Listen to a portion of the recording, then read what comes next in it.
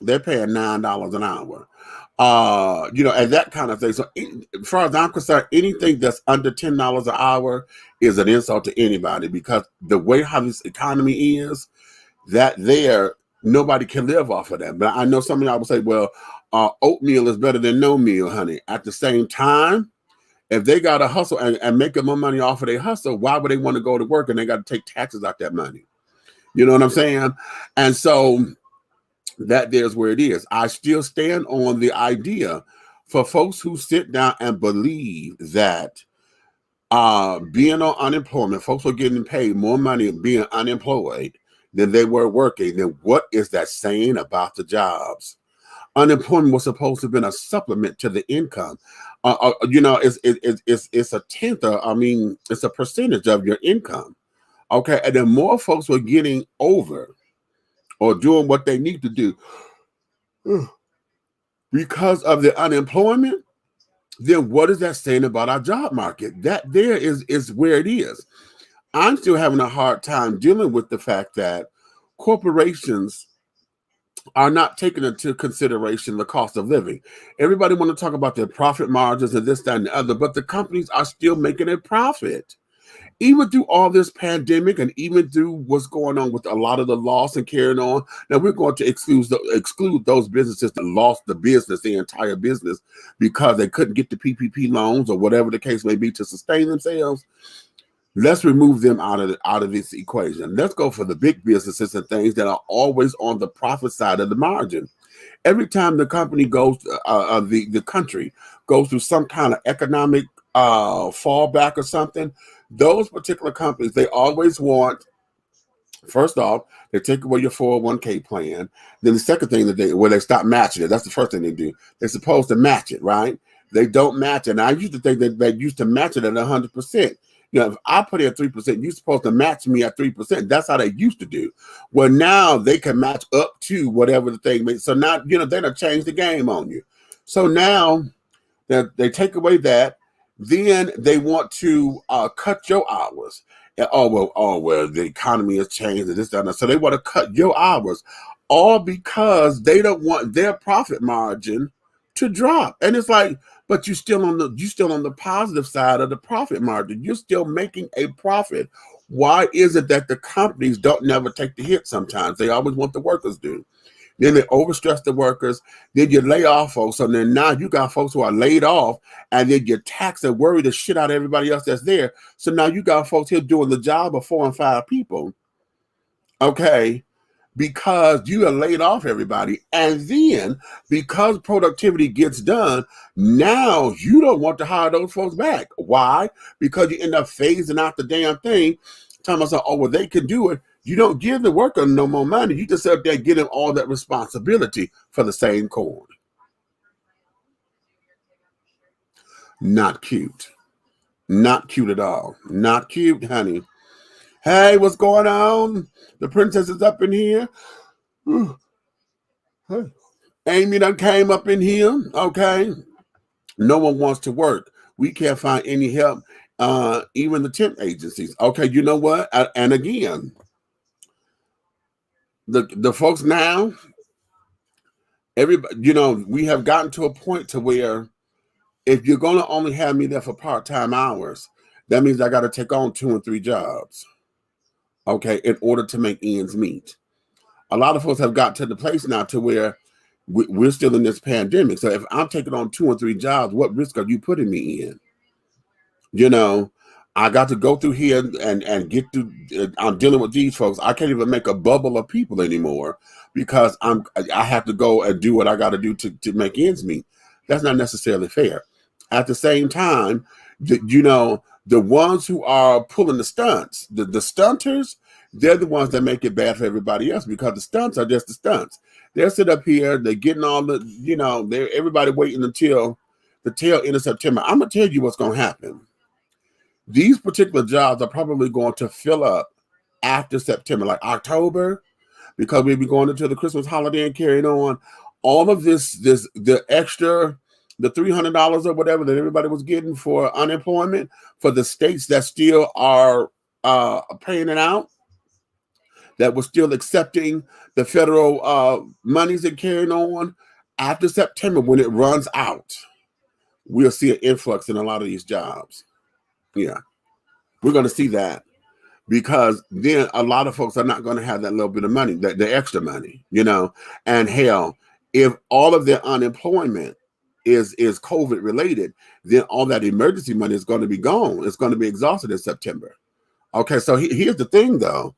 What are they doing with the extra money? Because for the states that stop accepting that money, where the hell did that money go? Okay, did it go back into the kitty or whatever? Because a lot of folks are like, well, how are we paying for this? How are we paying for this? Where did that money go, and what is it going to fund? Because I think it was like, of the 50 states, I think it was maybe like 12. Was it 12 or 17 states that had stopped accepting the coin, the federal coin. You know what I'm saying? So in September, after September, come October, the 1st of October, okay, we're going to start to see where the jobs that a lot of folks claim that they don't want to do, we're going to see. Here's where it is. This tickle me so bad. I had went up here to the Checkers, right? I went through the drive-thru because I wanted me some Checkers fries. I was just craving me some of those Checkers fries, right? And I went through the drive-thru, and when I got to the order speaker, the dude on the phone, he said, "We only taking pickup orders only because nobody came to work." I said, "What did you say?" He said, "I'm serious." He said, "Nobody came to work." So he's up in there, the only person there, and could not run the restaurant because nobody came to work. Okay. And so now he's only doing DoorDash orders or whatever they will do, Grubhub or whatever the case may be. And that there is sad. Okay. That there was absolutely ridiculous. It got to the point to where shit, I was about ready to pull the car over. Like, come on, let's bust this out, because now I'm like, let's get this money. That was my idea. Y'all have to forgive me. I'm hiccuping and carrying on. I went to the restaurant. I'm gonna play the commercial in a minute. My new sponsor, the Country Kitchen Cuisine Buffet. I went there today, honey, to introduce some people to the restaurant. And but honey, that macaroni and cheese, baby. We'll talk about that in a minute, honey. So I'm a little, so that's why I'm sitting up here going through it. But my mind was about, let's get this coin and this, that, and the other. But then I had to stop myself, because I'm like, number one, he'll get in trouble. Number two, I don't work for them. Number three, it wouldn't have been my coin. It was going to go into the company's pocket. So is that kind of thing, that we're looking for and carrying on. So it's like, what do we do? You know what I'm saying? What do we do? And now we have been sitting on our asses for the most part for a year and a half. Okay. A year and a half where we have been in the house. We have, came up with creative means of taking care of ourselves, connecting with the world, and et cetera, et cetera. We done got real cute with DoorDash and Grubhub and, Uber Eats and those kinds of people. Delivering shit. We done got real used to Amazon delivering packages. Hell, y'all done got real used to just curbside pickup. You sit up there and put your order in. You get the workers to put your order out. They bag it up, child, and you come pick it up. Okay, I'm in so-and-so. And then they come bring your order out. See, we done got that way to where we have gotten really lazy. Okay, convenient, but lazy at the same time. So now the question becomes, are we really able to go back to work? Are we going to be able to handle the jobs? A lot of production jobs, y'all know production don't pay. Production don't pay no motherfucking money when you working in them plants and carrying on, and you got to turnover stuff. I worked in a parts plants place, and you sitting up here trying to box stuff up because according to how the time was, I think we had to do 200 and some odd pieces every 30 minutes or something. So basically Within an hour's time, you had to have between 400 and 500 pieces boxed, stacked, wrapped on the pallet and wrap it up in the plastic and have it ready to be shipped. So if you're doing that kind of work to where you are mechanical like that, somebody, honey, who has been out of work for so long, are you able to get back into the hustle? Okay, let's look at that. Hell, a lot of folks trying to get over there with Amazon. Amazon is paying $15 an hour, they say. But Amazon is hiring folks in temporarily. So, okay. So be that as it may, you know what? Okay, here we go. What you said, UPS is almost always looking for drivers. They make a lot of money. Let me tell you something about UPS and FedEx. Yeah, they're always looking for drivers, but do you know that they become independent contractors? I learned that working for UPS. I was security at a UPS back home in Michigan. And I had learned that from the drivers. Yeah, they hire you in, but a lot of that, you become an independent contractor kind of thing. So unless you got a route or whatever and you're delivering a lot of those packages, child, okay. You know, it's not what it's all cracked up to be, but UPS is always hiring because the market done picked up, especially now that the Postal Service is now full of shit. The United States Postal Service, honey, has gone to hell in a handbasket, and we have allowed that. That is our entity. That there is something that's a right for us as American citizens. That the mail, and then the way how the mailmen get to throw the damn shit away. They mishandled the mail. Folks are stealing the mail left and right and carrying on. They're stealing all your checks and all your this and all your that. You know, because some of the drivers are throw the stuff away. They don't want to deliver it. And then you know, we got to find out who is the Postmaster General. Because I know once Agent Orange got out of office, that child that he appointed, I'm sure he's not there anymore. I don't know who the current Postmaster General is to find out what they have put in place to get the Postal Service back in order. Because what has happened, Amazon and FedEx have became preferred methods of shipping nowadays, and in a lot of ways it's been cheaper. Because how many of y'all have paid for packages? I know this happened to me.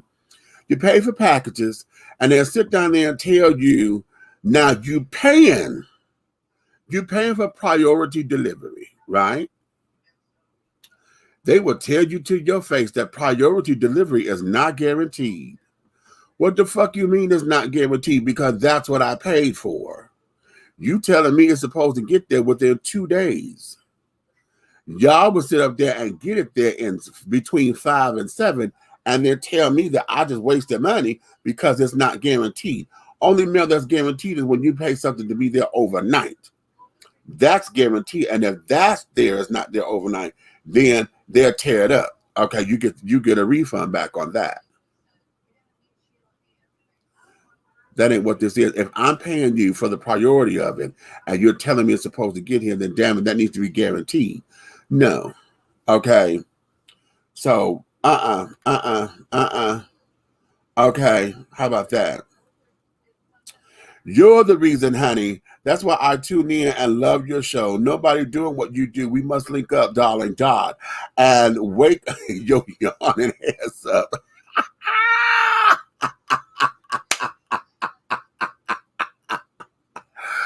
I'm here. You know, I'm trying not to get the itis to fuck with me, right? Oh, child, honey, the itis trying to come down. And then, wait a minute, it's not just the itis either. Because I told you I took that goddamn shot. And I know I've been having bouts with sleep. I have just been feeling lethargic, you know? Like, oh my God. It's like, and it doesn't help that I have a sleep disorder anyway. I have sleep apnea. So I don't sleep well at night to begin with, okay? And I know this past week has been very difficult for me because they put me back on the schedule overnight. So I went to work, got off at 7 in the morning, came home.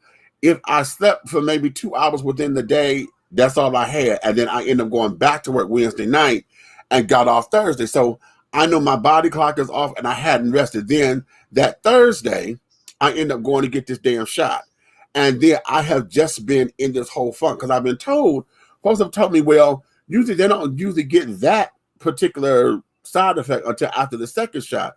I said, well, maybe because I haven't stuff has just exacerbated what the side effect is, right? So on top of all that, I know, honey, I'm that's why I got to keep it moving and carrying on and blah, yakking. Yes, honey, yes. Okay. So, Amy, what you're saying here, I'm working remote from my dad's company right now, web design and advertising. I don't think I can go back to work with the public anytime soon. I've lost most of my social skills, and Ruby takes all of my patience. Yeah, and it's good that you know that. It's good that you know that, because oftentimes, especially now when you done gone into your bubble, you done gone into your rhythm, you done gone into this, that, and the other, and then you're making it work, right? Now you're talking about going back in and having to deal with the public who's coming in angry, mad, upset on top of the norm. You know what I'm saying? And you know what they did. You worked in the bar, so you know what they did. Folks come up in there already pissed, looking for a cocktail and this, that, and the other with all their other woes. Now you talking about added on, we still got this pandemic. We fighting over motherfucking masks and shit. So you talking about added that on to everything else? Hell no. No. I had a priority package take 5 months to get to my house. I had moved since then, so it went to my old address. USPS picked it up from there and insisted, instead of shipping it to Birmingham, they returned it to sender. Thankfully, it was my stepmom, and the package made it to into our hands, as it contained baby heirlooms. See, you see what I'm saying? 5 months, girl, stop. Okay, stop. And here's the thing. Instead of them going in the thing, doing what they're supposed to do and say, listen, this is a change of address, you know, because I know when you put the change of address in, it should be there, you know. Okay. Haven't you already had COVID? If you have, the first shot usually has side effects. Now, here's the thing. I know I had tested positive for COVID a long time ago. This is right back last year, June. I had a positive test for COVID. I'm going to say that I had it because I remember having a summer cold. And the only thing that was different was that when I was stretching yawn, I had muscle aches. And I know they said that was one of the side effects. So I would go and say yes because I had a positive test. But at that time, this was well before we had anything, any vaccines or whatever. And I was in complete isolation. I didn't have anybody come here.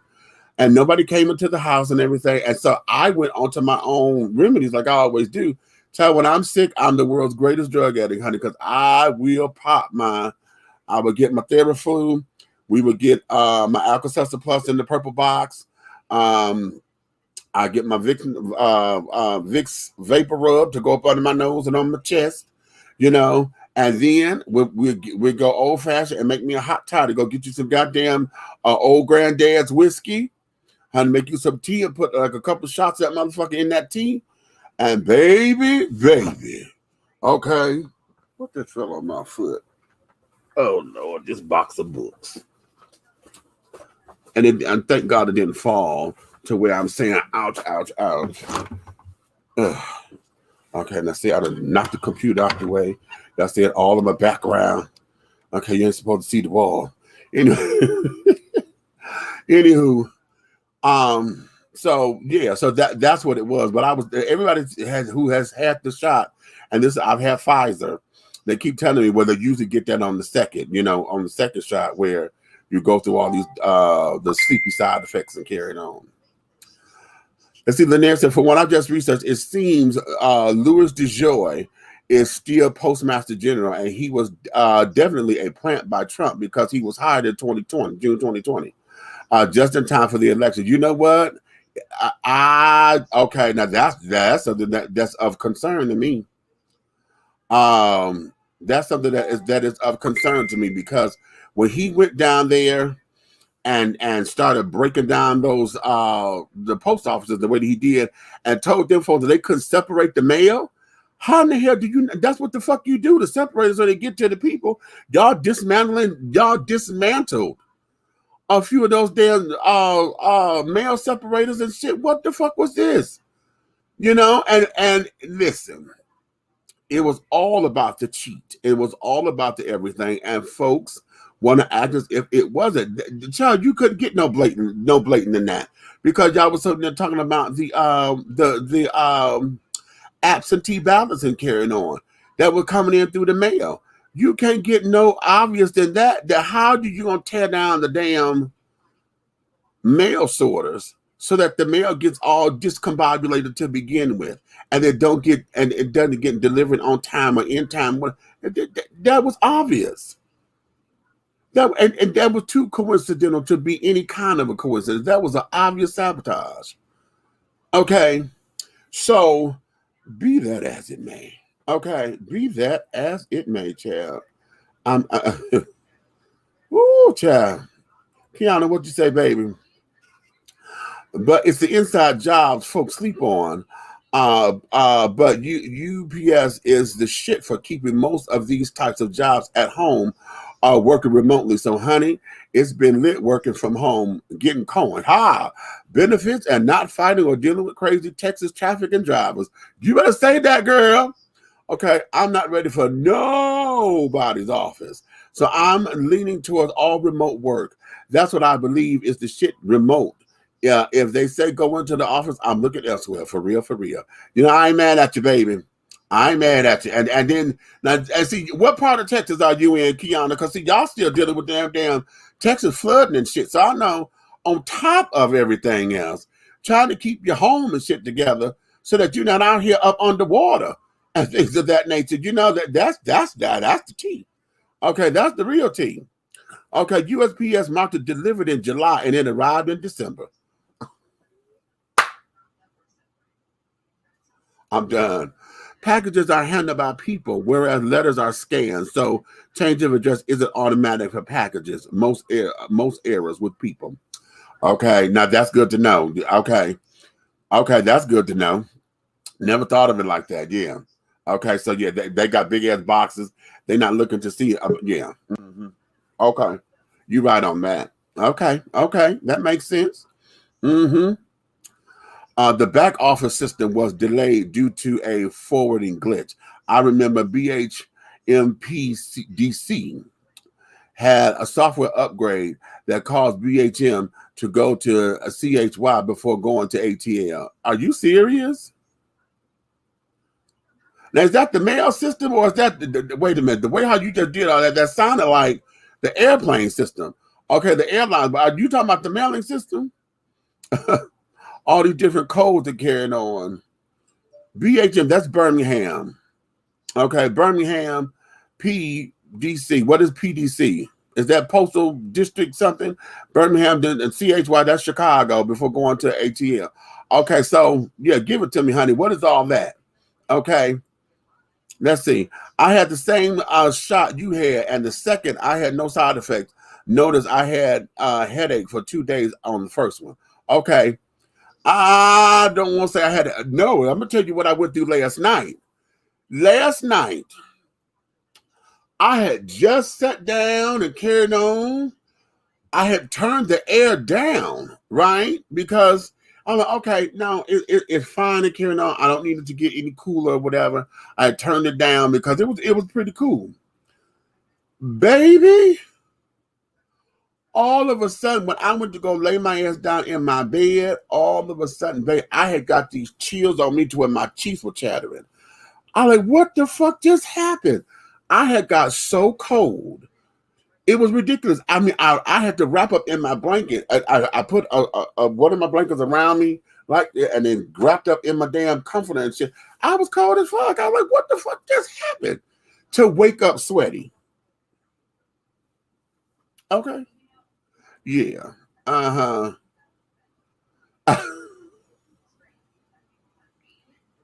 You know what? I'm gonna beat this boy's ass for real, for real. My co-host, just sit down in here, put something in the private chat to me. And usually when we do private chats, okay, when I go read, y'all don't know that I'm reading or whatever, because I could just read it. But y'all saw my face just change because of those stupid shit that he just asked me. He asked me, did my nipples get hard? And if I say yes, they did. Okay. Okay. But it wasn't because of the goddamn do I did. It was because they was rubbing up against this goddamn, I got a throw that's felt, not felt. It's terry, that little soft and honey, microfibers. That's it. Yeah, so rubbing up against it and carried on, honey, gave me a little ooh. Okay, but hell, I got my teeth got to chat. Well, the few teeth I got left got to chatter and carried on, honey. So I'm like, no, something ain't right. But then I woke up and I was sweating and carried on. I was like, child, okay, yeah, okay. Let's see. Oh, and the reason it took 5 months is because they left it on the fucking shelf until Christmas. Shut up. If you don't quit playing, oh, you in Dallas. Okay, I've been to Dallas before. Packages are scanned too. Okay. Hey, what's up, baby? Good evening. Okay. 100%. Okay. Terrence, not according to the post office managers that I spoke to. Oh, wow. Okay. Okay. Chi is Cheyenne, Wyoming. Oh, okay. So CHY is Cheyenne, Wyoming. CHI is Chicago. Okay, well, dig that. Come on up in here, Chicago. What's happening? What's happening, everybody? It's the boy, the big red fella. What's happening with you? Mr. Nickel, man, what's happening? Okay, right. Okay, dig it. So, anywho, I said what I said Sunday. Yep. And, I tell the folks, I'll give y'all the opportunity to come up in here, talk about whatever you want to talk about, and carry on. So you got 5 minutes if you decide that you want to come up in here. Okay, but if you come up in here, you got to be you got to be right and you got to be ready. Okay. Yes, because any foolishness will not be tolerated. And I mean that on every level that I'm coming from. But here's some of the topics that I have on my mind that I think is gonna, you gotta go, the baby got you. Okay, baby, it's cool. Amy.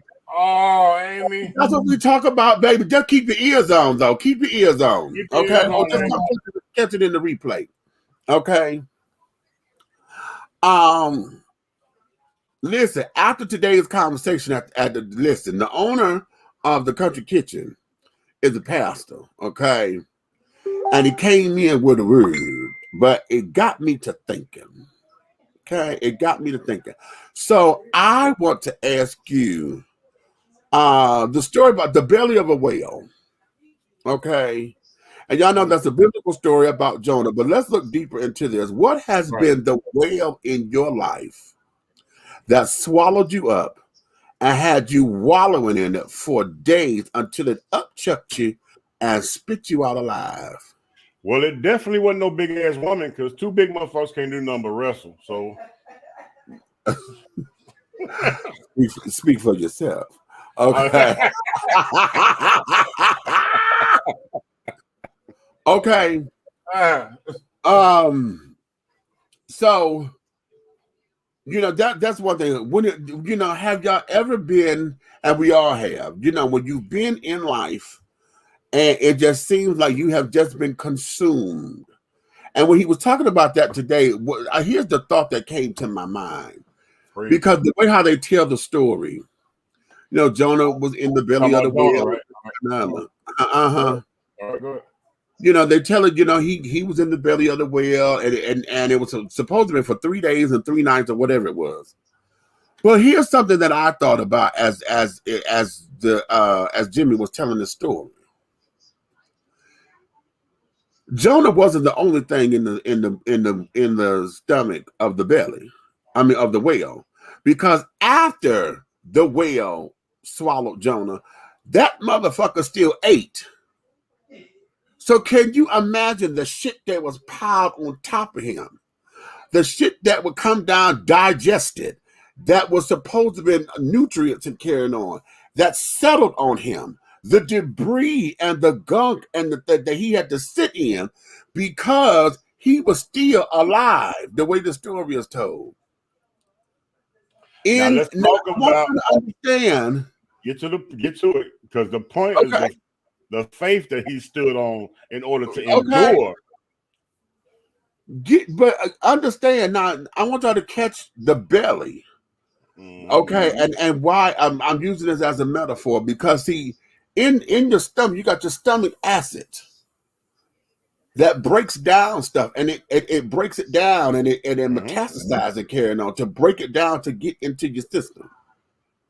So can you imagine what that is to be somewhere where it's supposed to be eroding you? It's supposed to be breaking you down to your minute fibers in order to be a benefit for somebody else. Okay? But because now, according to the story, because of Jonah's faith and him remembering his faith, okay, he was then, giving thanks and praise that, okay, I know I'm supposed to be dead, but I ain't. So let me stand on this part and just say, thank you, Lord, that I'm still here.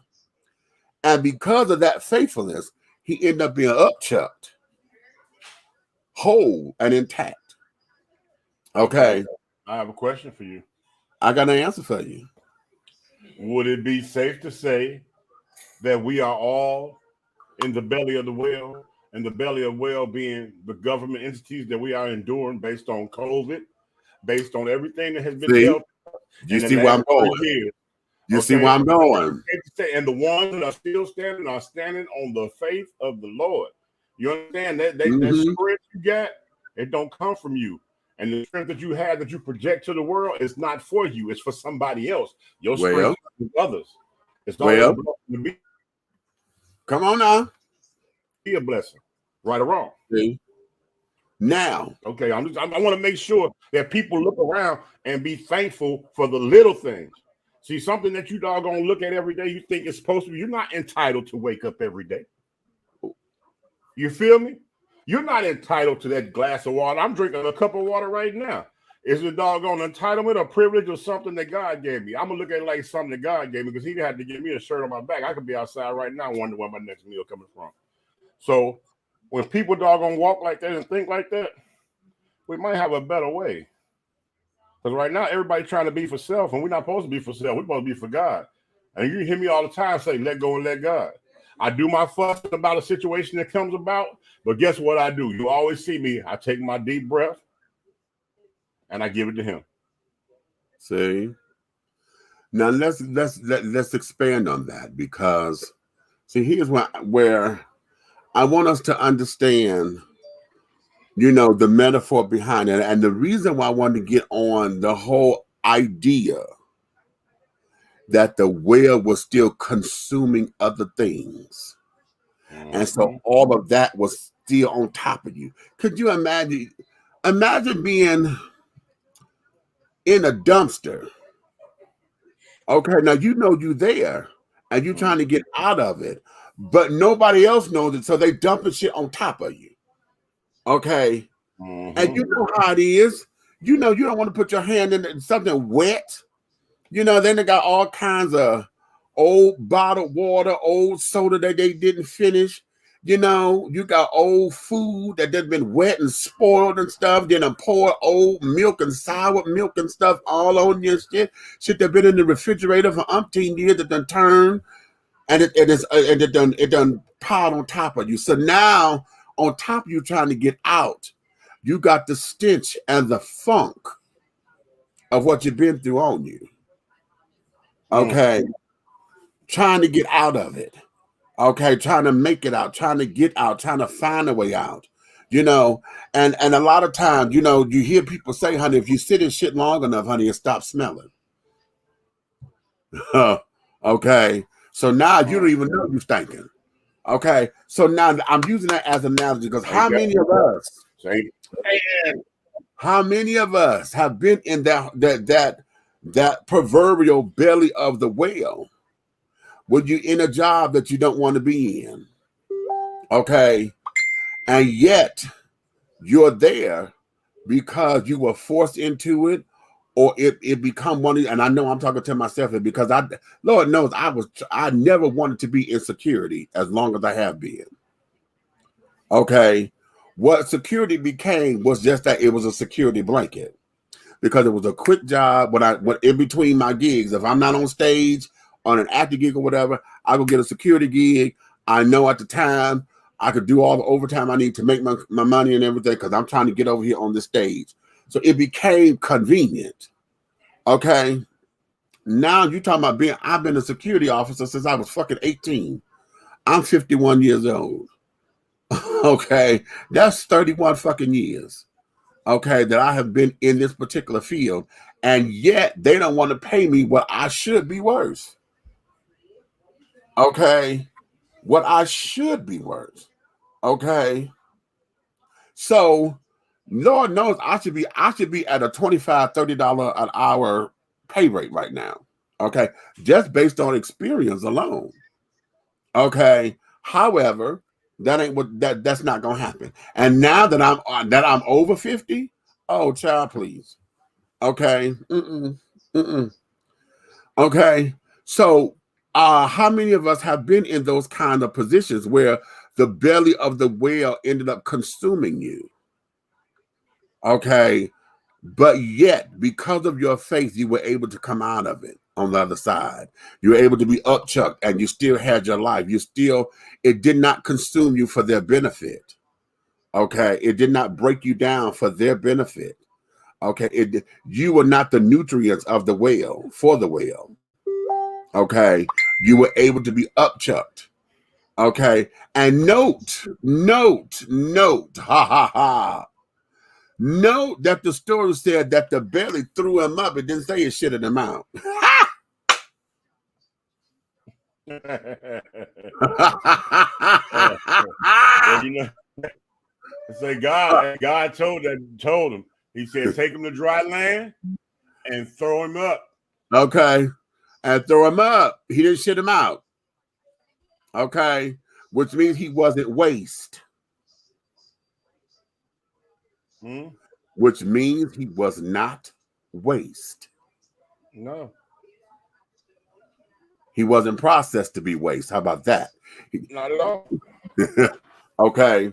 He wasn't processed to be waste. So I'm giving this as a metaphor for everybody, because I want us to look at our lives. I want us to look at our lives. And I know we always use the colloquialism of, I got the shit end of the stick. Okay. But how many of us have really been upchucked, honey? You were regurgitated and you wasn't shitted out because you were not processed to be waste. That is what I'm trying to get. You are not processed to be waste.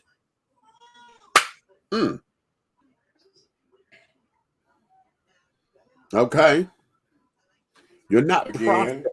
Open your third eye and see the world for what it really is. Okay. I tell you. So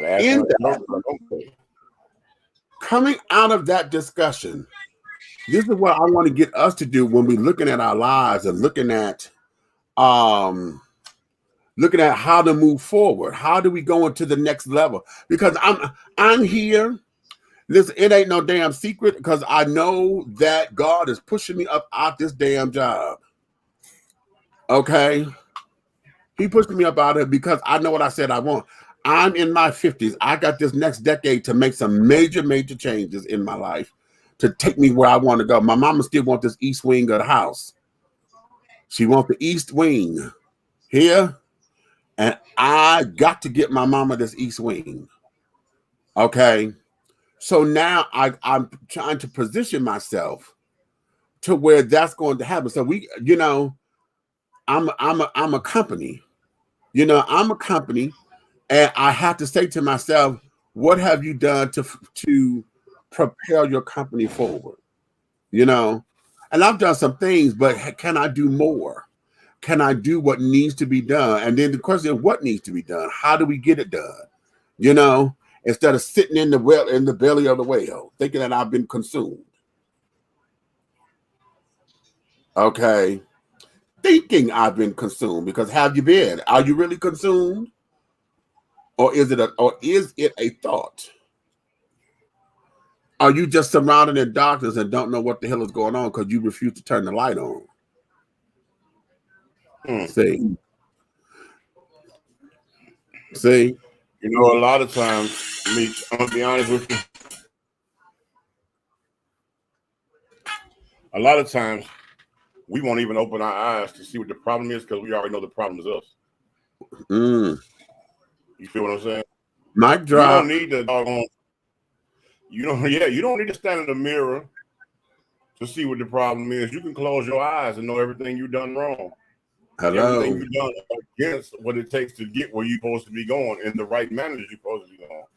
Right. Mistakes don't know you. You know mistakes. Okay. Wait a minute. Let me get something to drink. I'm going to move my computer.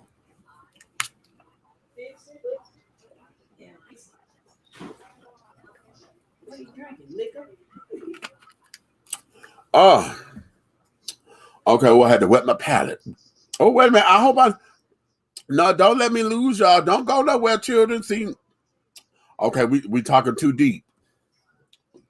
We're talking too deep. But that's all right. Let those who have ears hear. Okay. When my position as a background investigator on salary was cut in 2019, I had to go back and get a security job so that ends could be met. Luckily, I do it as an independent contractor and have been doing so for over a year, but it would be great to be working at a job that uses my skills and pay me what I'm worth again. Okay, on a full-time basis. Okay, right. Well, just say, no, I'm still here. I'm not going nowhere. Come on now. So the whole thing of it is,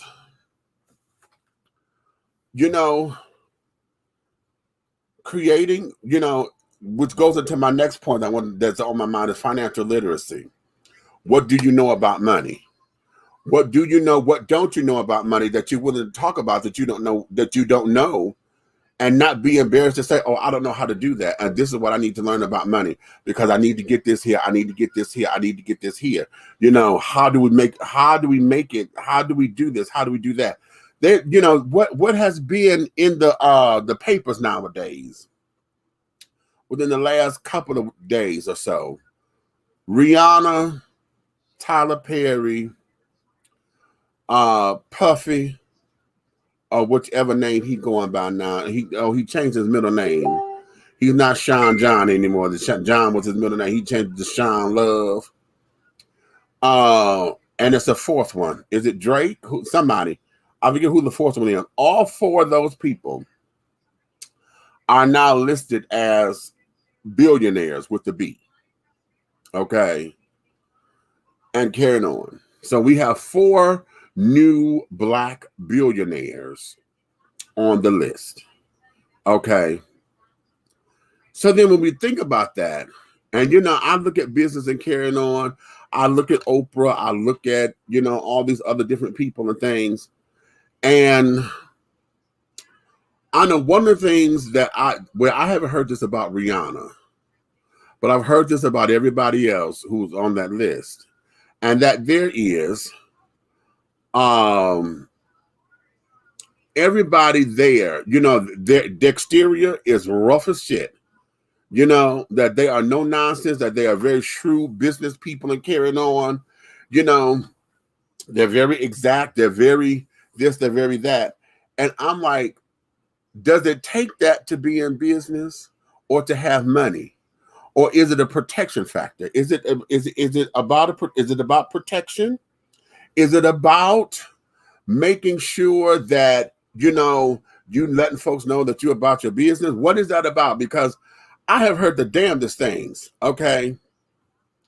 And then watching Oprah and the 25th anniversary, that last season, and they showing her behind the scenes of this, that, and the other. That bitch, honey, okay, she's the motherfucker to contend with, okay? I was like, oh, hell no, I'd have read the shit out that hoe. Okay. But do we put up with it because they're our bosses?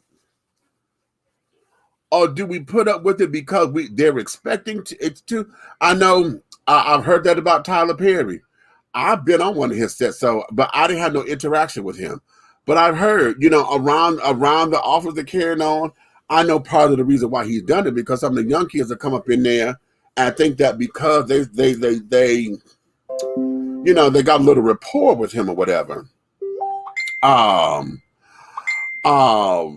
They come and say, "Hey, TP," or Mr. or call him by his first name or whatever, and he gets to the point where, no, you were addressing me as Mr. Perry, blah blah blah blah blah, and I get that to establish a business precedent, right?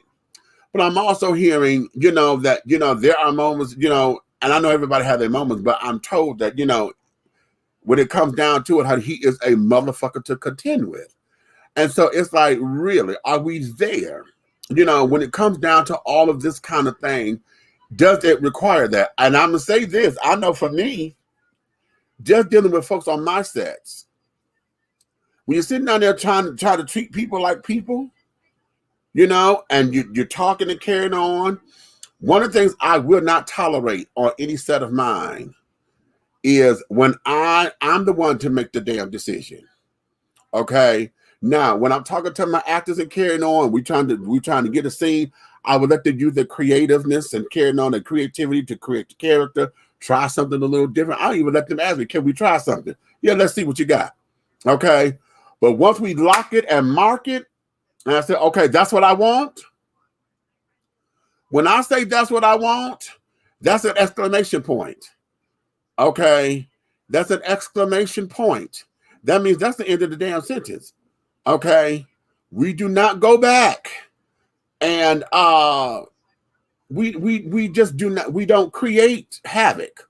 Okay. We're not going to reinvent the wheel or anything like that. We've already said what the decision is. So now give me what the fuck it is I want. Okay. My nephew in here. What'd you say? I'm the next one. Come on, Leroy. You're the next billionaire. Let's make it happen. Okay. So now, if I say that, then that's what it is. I know I lost a gig once because it was one of these so-called Christian plays or whatever. And they asked me to be the director. I said, okay. And I started off by telling them I cuss. There's no way for me to get around that, honey. I'm not going to sit down here and bite my tongue because once we get into this and we get to move it and groove it and carrying on, I'm going to cuss. So y'all need to know that now. Don't take it personally. Just know that this is what we're doing. And the children had to come to me. They come tapping me on the shoulder stuff after that rehearsal. Tell my son, oh, well, we're a Christian play, and so we don't want to tolerate any other profanity and carrying on. I said, honey, then y'all don't want me as a director. That's what you don't want. Okay. I said, we will try it your way first. Because we're just not getting this, okay? And right now we're learning lines and carrying on, and so we're still trying to develop this. So we have a little bit of room to grow here. I said, but once I start marking my shit, honey, that's it. And it came. It came. What the fuck is this? That's the first thing that came up. What the fuck are you doing? That's what came out of my mouth, and that was it. I don't have time for this. Okay. I don't even know if the show even went up. It's called Detour Ahead in Detroit. I don't even know if it ever went up. No. My best friend was in that play with me, honey. And he was mad because he's like, hell, you harder on me than anybody else. I said, because everybody know you my best friend, and they're gonna think that I'm gonna take exception with you. No, you got to be my example. God damn it. And then they know that we stayed together. My best friend and I were roommates. Oh, hell no. You better get this down. Okay. So that's what that was. So, and I'm saying all that to say, what's going on in the financial world and dealing with business and carrying on. What don't you know about finances? Okay, what don't you know about your business? What don't you know about running it together? Hey, Road, what is it that you want to learn? What is it that you're afraid to ask? Can we have that conversation? What are the questions that you are afraid to ask that you need to ask to help you grow your business, to help you understand your money, how you make your money grow? Okay. I know I've been asking this of financial wizards all the time.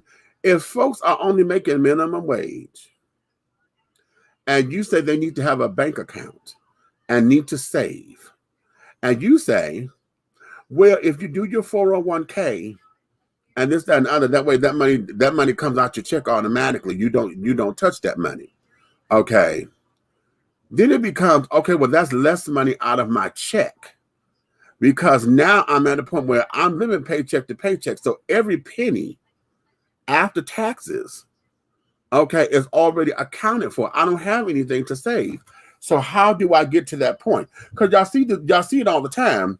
When you see financial people, you know, they tell you, okay, well, maybe you got to get a second job. Maybe you can have a yard sale and get rid of some of the stuff to make extra money. There's always about the extra stuff. But you ain't told me what to do with the shit that I got. Y'all keep saying we got to save with the job. How? Start there before you start saying, okay, you got to get a hustle. You got to tell me how to save this money, because see, the hustle means that's a second job. Okay, and if I get a second job, then that means, hell, that's going to take care of this bill, this bill, this bill, you know, versus trying to save. You know what I'm saying? What's the difference between, you know, why is it that, you know, we got all this stuff on your phone, like your app for Robinhood and for Stash and this, that, and other, about investing in stocks and carrying on. What the fuck is a Bitcoin? I got folks here on Facebook always befriending me, wanting the Bitcoin miners, all investing money in Bitcoin. And that shit is confusing as hell to me. I'm like, what the fuck is this goddamn bit? I got a cat now who and I like him because he's the first person, when I look over his Facebook page, he is constantly posting something about why it is important to invest in yourself, invest in your family. He is constantly posting. So that gives me something to believe in, that, okay, you are actually going on to do this, right? This is something that you believe in, you're passionate about. So I haven't bit yet, because he want to talk about it, and I haven't made the conscious effort to do it yet, right? It'll happen when I got some time to sit down and actually will be and give him my full undivided attention. Because right now I'm being torn all over a couple of places, and I don't feel that I would give him my full attention. But nonetheless, what are some of those things? Why is it that we are not talking about longevity in finances and carrying on? You keep hearing generational wealth, but I'm starting to believe that's another one of those particular cases, or phrases that's becoming politicized now. Oh, we just need generational wealth. We need generational wealth, and that's becoming cliche now. We need more than just generational wealth, because hell, what we need is financial literacy. Okay, because it's more than just generational wealth. Because as you can see, look at the folks who got. We had houses and land and shit. Our grandparents, great grandparents are carrying on to where now, how many of us have land? How many of us still got land that our grandparents and great grandparents and stuff had from back in the day that's still in the family? I know we sold ours. The Smith family, my great grandmother's house, that house was gone after my great grandfather was killed. The siblings, all of them got together and they decided to sell the house, and they split the money amongst themselves. Honey, I'm a great grand, honey, so no. Okay, my mother was a grand. My grandmother was a sibling, okay, one of the offspring of the clan. So her brothers and sisters, okay, decided to do whatever they was going to do with the house. Okay, so that's gone. My grandmother's house on my father's side, that house is gone. Okay, gone. Yeah. Okay, gone. So now you talking about, y'all want to talk about generational wealth, and we fucked up because we don't even have none of the land or the property. That's where the money is. They keep telling you that all the time. Real estate is where it is. Well, hell, we didn't do right by it. We didn't do right by the shit that we had. Now we're trying to go back and acquire it. You know, and then we got to jump through hoops and carry on to get it. I'm looking for my first home. I'm looking to buy a house My very first house I'm looking to buy. My nephew, my sister's eldest boy, is the first one in my family to be a homeowner. My nephew. Okay. And when I tell you, I'm so proud of him and what he set out to do. Now he got a fixer-upper, but he's taking his time trying to do it, but it's his. You know, it's his. And now he's looking out, he's a father now. You know what I'm saying? So this is the shit that we're talking about. You know, in making this happen. You understand? Boom. Boom. And he's still in his damn 20s. I didn't have that in my 20s. In my 20s and carrying on, I was still renting and carrying on. I have never even leased a place or whatever. I was nowhere close to buying a house in my 20s or whatever. And God help me if I had. Because at that particular time, as mature as I was not financially savvy because I was always the care provider. And I know I get this from my mother, honey. I've always had folks living with me, you know, helping somebody out and this, that, and the other. So if I had a house, you know, them bastards would sit down there and fuck my shit up and then left all the responsibility on me like they always do. What? And you know I ain't lying. You know I ain't lying. Well, you just go down there stupid, boy. Huh?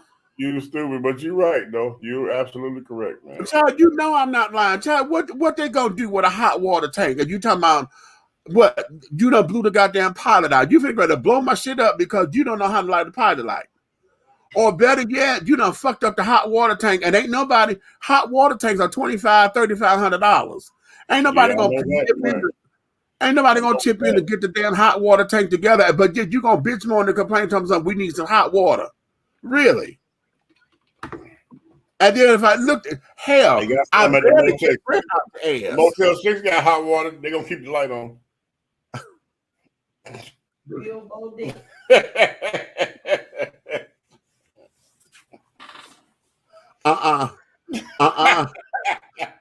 you. No, with you. You hear? Yeah, bro, keep the light on, bro. You go down and get some hot water, all the hot water you want. You are dumb. Shit. Okay. Dumb, silly. Okay. Okay. What was another topic that I had on here?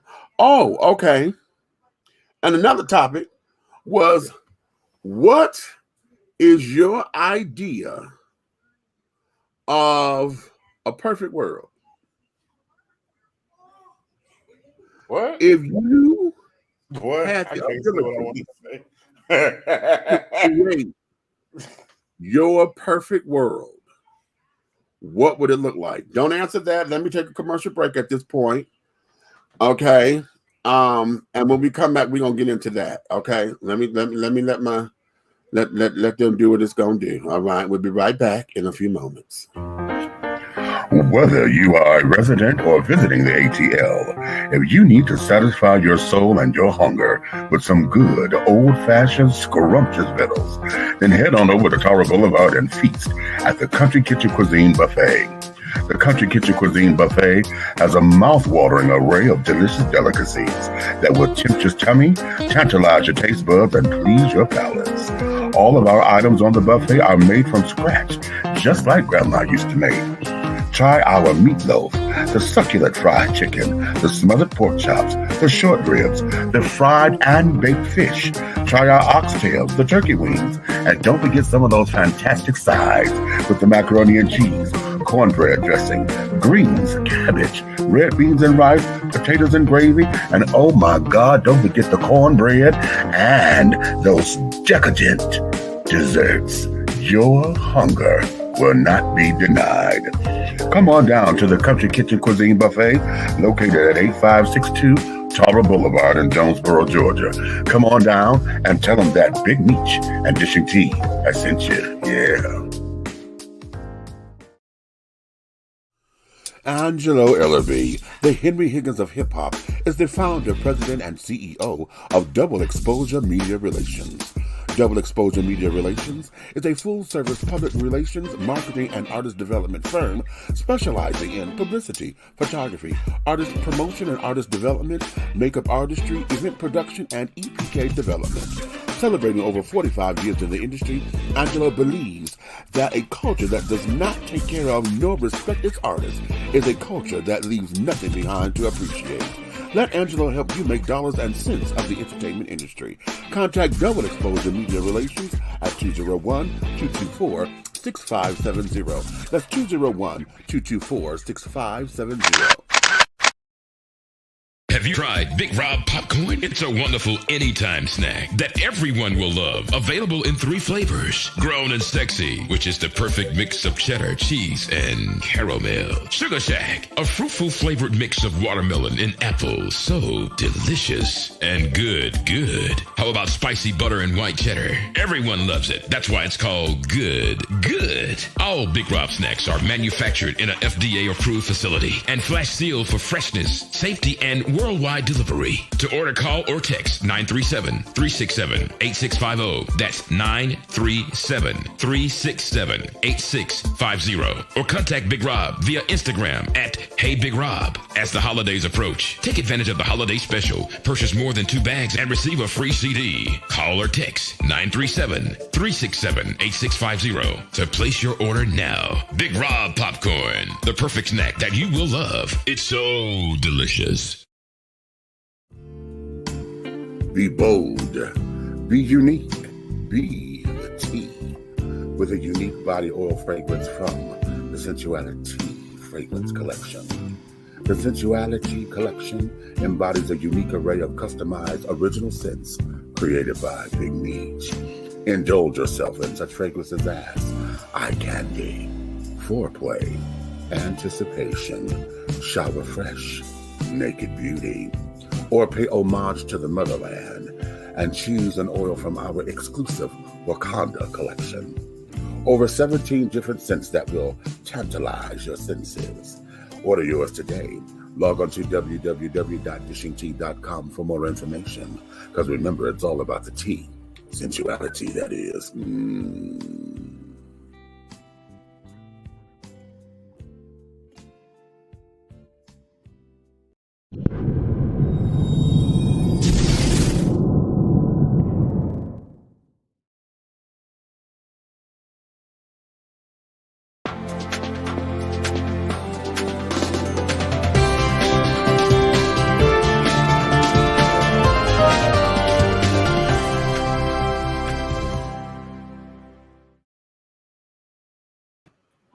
All right, and we are back.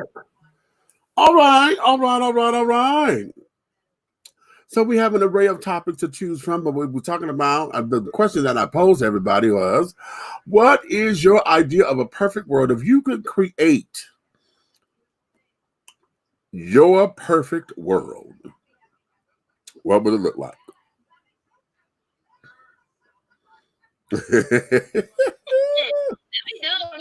Hey.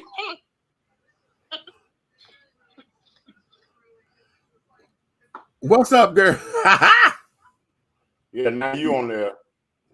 Uh-huh. I'm on thing. Yeah. I'm gonna hang up on this fool. Yeah, bye. Okay, she said, "Oh, I'm on the thing." Sounded all good. I'm on the thing.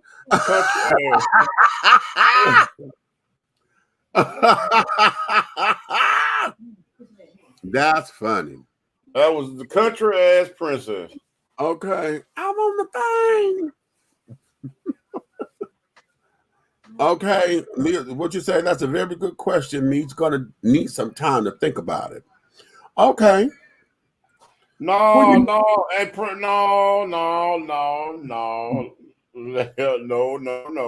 Shipmate, you don't need no time to think about that. I think most people don't know about credit and how to use it wisely, myself included. Okay, that was I went out of order with the because And I was like, we're talking about finances and stuff. She's like, I think most people don't know about credit and how to use it wisely, myself included. Okay. Okay. So yes. So she needs so to take it. With everybody. No, I'm saying in a perfect world, I know she know like I know. If everybody doggone had a specific rank, right? Uh-huh. So remember when we was talking, the books we was talking about, where they showed the perfect utopia. Yeah. Okay. If you remember when the books they spoke on the perfect utopia, they could see everything. Big Brother could see everything. Right. It wasn't nothing you could do. You couldn't defecate in the alley behind the doggone garbage can. You know what I'm saying? Big Brother could see you. Right. That is an imperfect world. Right. But they considered it to be a perfect world based on the definition of perfect. Now, me in a perfect world, you got to have checks and balances. You know, if life is not, if life is about one level, then you're not living at all. You're not. It's just no living. You got to learn the bad so you know what to do with the good. I mean, how you know if you're messing up if you don't know what messed up is? True that. Right, wrong. Well, see, but a lot of folks think about it. They try to find issues. Wait a minute, you froze. Say that again. I'm saying they try to find a lot of issues and the basic stuff that we go through today, like different societies, there in different regions of cities or the United States. Like if you go to Minnesota, there's a plethora of mixed marriages and mixed relationships, right? And you want to say that's a problem. Remember we was talking about like the black woman, the black man, the white woman, like, okay, we was talking about that. So what are you gonna do? You got a problem with that. So do you consider the perfect world if all of them make babies until the entire nation turns beige? Oh, how about that? Come on now. Is that a perfect world? Keep talking about Keep going ahead, turn the air on. You know what I'm saying? Not because everybody, I look at it like this, everybody, if we was all the same color, same one accord, there would be no need for politicians. There would be no political distraught. We would not have to vote for nothing because everybody will know exactly what's to come tomorrow, next week, and the next day because we're not wanting to beg and for needing for nothing. Everybody's on the same thing. We all get the equal thing. There'll be no doggone middle class, lower class, homeless, or whatever. There'll be no poverty levels because everybody will be on the same level where we all have everything we need. Okay. So I mean, pretty much that would be the perfect world. You know what I'm saying? The perfect world is where a doggone Bentley drop top is the same as a doggone Toyota Camry.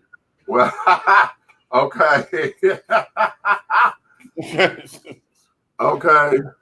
So, well, you know what? For me, to have to be able to have access to it, because right now, in this world that we live in, one can say, well, if you work hard, get rid of credit. Give credit situation because that's an unfair entity because they teach credit to the higher class starting at 8, 9 years old. You know what I'm saying? The lower class people or people in the urban communities don't learn about credit until they fall on their face and need it. Until college. Because you get suckered into it. I'm gonna tell you that's what my very first credit card was, a Mervin's charge card. I had a $60 credit limit. That nigga said Mervin's, boy, you owe. Yeah. Mervin's, honey.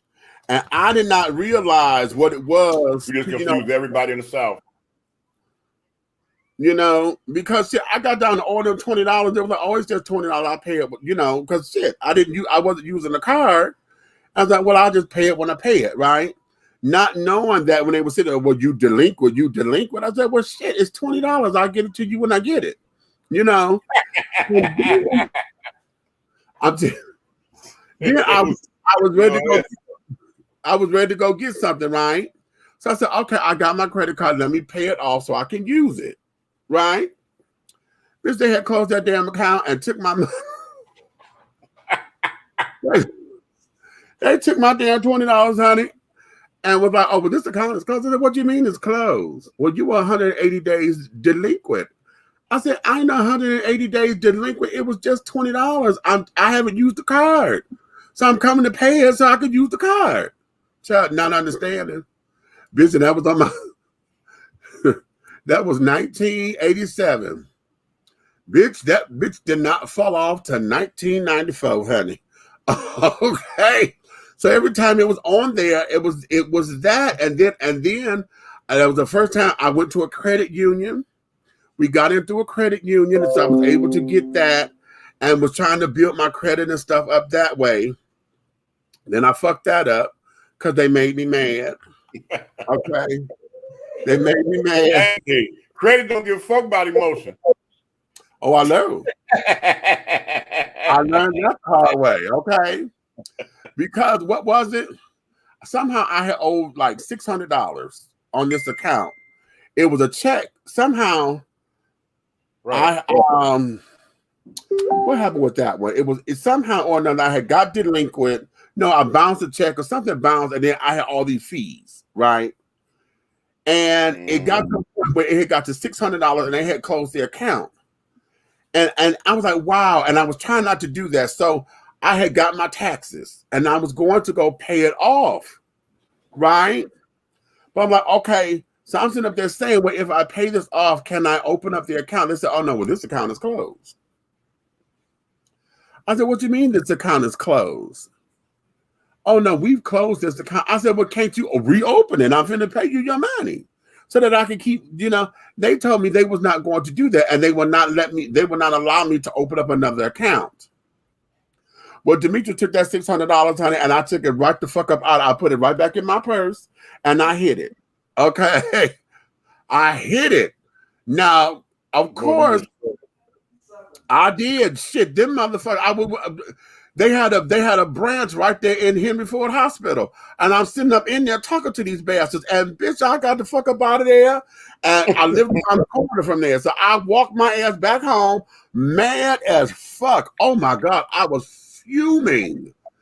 I mean, they think they're gonna take my money and not open up this motherfucking account. Are you crazy?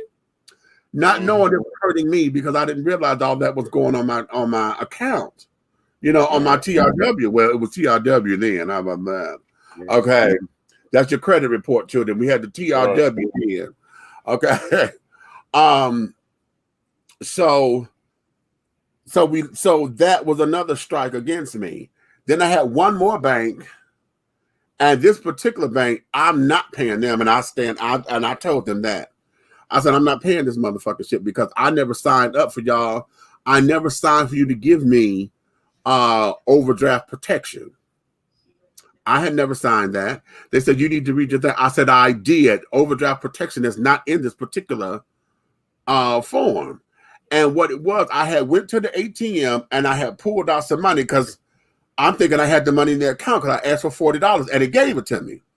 So I'm sitting up there thinking, my numbers are right. Somehow I fucked up somewhere and my numbers wasn't right. So I was at an overdraft. Did not realize it. So they said that, okay, they considered that like a cash advance. Yeah. And so every day that I didn't pay it back, they were adding fees on. So after 7 days, this shit got to add up. I said, what the fuck is this? Now, when I called about it and they told me that, I said, damn.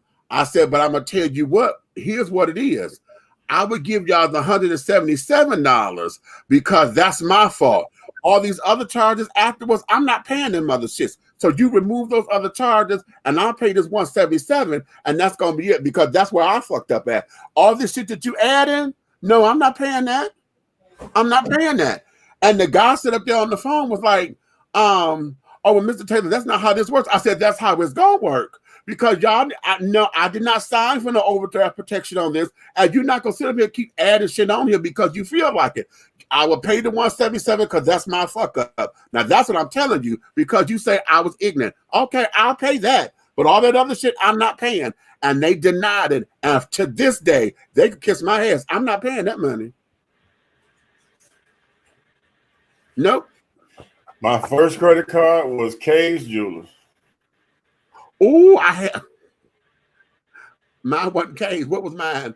What was mine? I had the jewelry store too. Ooh, and they gave me a K's jeweler unsecured credit card for $250.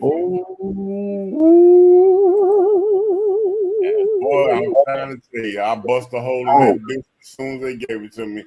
I put a rope diamond cut necklace around my neck. Mine was Schifrin Willins.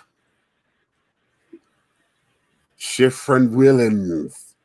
I had a motherfucking gold nugget motherfucking cut ring that had 3 diamonds and 3 rubies in this motherfucker. That bitch was $800 and some odd dollars. And I had a herringbone. Oh my God. See, I did good. Now I watched my grandmother right now. There's one thing I can say.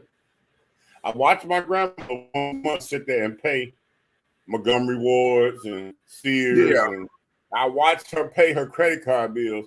So I paid, so I paid for my hair. I mean, not my hair. I paid for my rope. The rope. That was the first thing I purchased. Okay. So I paid it off with my little Dunkin' Donut check. Right. I paid it off. Yeah. Okay. Then. Okay. I get back up there. And I'm up there, and they had this big sale. And it's funny you said that. What made me think about it? They had a big sale. The herringbone, the wide herringbone. Yes, Lord. Yes. So here it is. I had money in my pocket, and I had credit. Mm-hmm. When they let me do a split pay to walk out of there with that motherfucking herringbone, nigga, I thought I was goddamn King motherfucking goddamn T or somebody walking up out of there. Got this wide ass herringbone on with the motherfucking, you know what I'm saying? Just flexing. Right. Because I spent all that cash with the $250, not knowing that I bust a hole in the $250 that I had them paid off. Okay. Okay. You know what I'm saying? So think about it. As soon as the fees come up, when the fees come over to $250, I owe you $250 plus $39.95. Right. Right. And then you want to hit me. You want me to pay you this $20 a month. Right. To keep you off my back. But I wasn't studying you. I got the merchandise. You know what I'm saying? I wasn't studying you. Boy, what'd I do that for? Right. Child, with my jewelry, I had lost my job. Was that one I lost or quit? It was a security job. No, I lost that one. I had got into it with my supervisor and I lost that one. And I ended up getting the jewelry because my first son, Pete, he had already had the jewelry, right? So he sit up there trying to, oh, you need this ring, blah, blah, blah, blah, blah. And I'm like, I don't know, because but he became my co-signer. Okay. So I'm sitting up here trying to get this. And so now he owe me, you need to pay this because they owe me. I said, child, listen, just throw $20 on, I'll give it back to you. And then, my drama coach had heard me say that to him. She said, Meech, that's kind of fucked up. How you gonna sit there and have him co-sign, then you're gonna make him pay the bill too? That's not cool. That's not cool. So I'm like, oh, okay. So what ended up happening with my jewelry was I had to do a voluntary repossession and give it back. So because I gave it back, it was a charge off thing. So, but it still went down on my credit as derogatory. I don't know how was that derogatory, and I gave it back. Okay, they charged it off. They wouldn't take the ring because somehow I had twisted. I mean, the necklace. I had twisted the necklace up. Somehow, I don't know how I did that, but it did. So they wouldn't take that back, but they charged off the account, right? And I'm like, okay, well, why is it that we having this as a problem? And then the necklace come up stolen. Honey, I had a crackhead in my house and stole my damn necklace. Yeah, so you can get some little money off of it. It's all right. Huh? Did they help you look for it? No, not that one. No, not that one. The one that stole my wallet was my sister, honey. She was on them damn drugs, honey. She stole my wallet and then gonna help me look for it, bitch.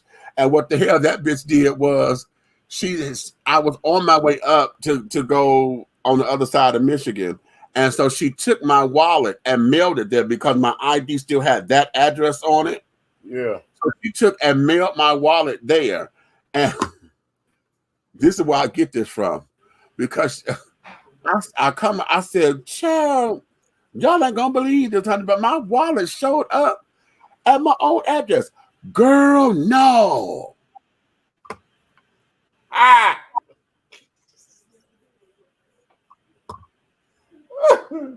Baby. Hey, boy, them crackheads was something special, boy. Ooh, They'll rob you blind and help you look for all your shit, bro.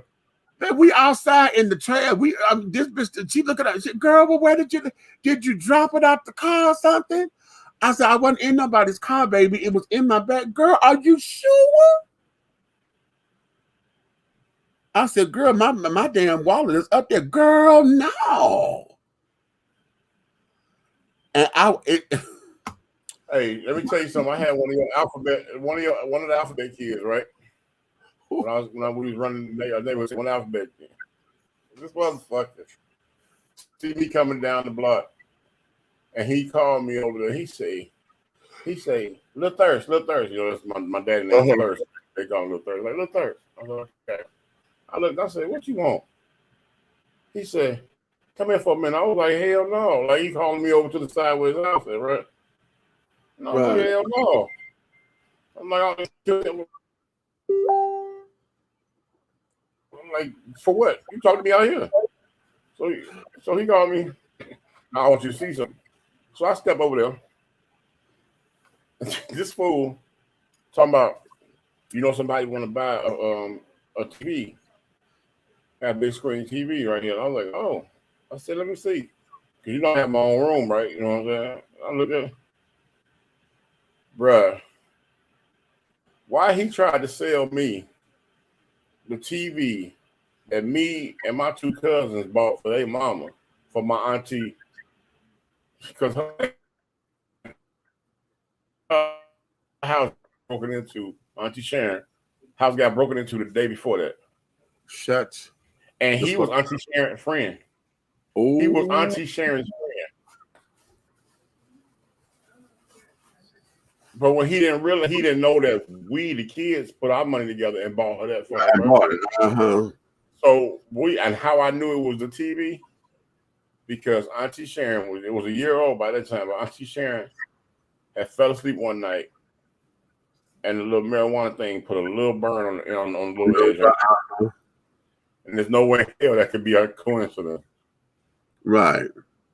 And I'm looking at the TV, I'm like, bam, I seen what it was. I knew the type TV we bought her. I'm like, yeah, I want one like Auntie Sharon's. You know what I'm saying? It took 3 of us to get it, and I can get it now for my money. Right. So I was like, okay, and when I went to do like this, and I looked, I said, I said, cool. I said, okay. I said, let me run to the house and get the money. I'll be right back. His name was Gus. Look, I came right to his name was Gus. I said, Gus, let me run to the house and get the money. He was like, oh, okay, thanks. Flamboyant, right? Okay, so I was like, okay, so finally, I was trying to tell Auntie Sharon where her stuff was at. Uh-huh. She was like, are you sure? I said, yeah. I said, I'm going to prove it to you. So here it is. He's still down on her face like they the best of friends, and he and petting her and everything, right? So I said, is he coming over here today? She said, yeah, he's supposed to come over. We're going to be drinking and kicking in the basement.